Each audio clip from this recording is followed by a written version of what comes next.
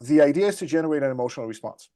If you don't get an emotional response, you likely won't get attention. It is important. And it is not that important that the emotional response is positive, but it is a very important part of social media presence in two ways. One is there's a subtle fear of getting judged or hated in public that prevents us from posting things in the first place. Second, it sometimes happens. And third, when it does happen, it could create a sense of trauma, and then we avoid posting in the future, or we limit our expression in the future. The reason this happens is that this kind of thing is an attack, and an attack causes a fight or flight response. It's a rush of adrenaline, our body gets tight, our emotions get tight, our thoughts get tight. And so it's fight. Some people respond by attacking. It's flight, which is I'm going to ignore this, but also step away from the conversation because I can't, it's an unpleasant experience.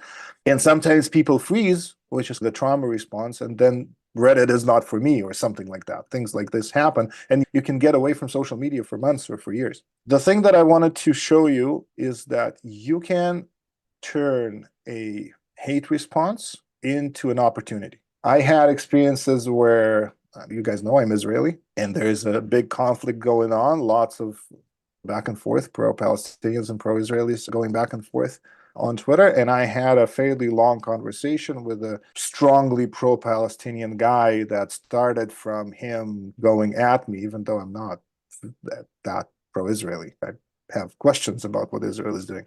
But still, since I am Israeli, I found myself under attack there. And he now follows me, and we chat on DMs, and he's a cool guy. So that is possible. The other thing that happens if you manage this correctly is that other people who are watching this exchange, they become your fans, because people who can withstand an attack gracefully are rare online. Most of what you see online is one person attacking, the other person defending or attacking back or whatever. And people like that. Oh my God, you were able to work with that. That is so cool. Now, these people are typically silent. You never hear about them. It's only 6 months later or a year later they buy something from you. I remember how you managed that hate. It was really cool.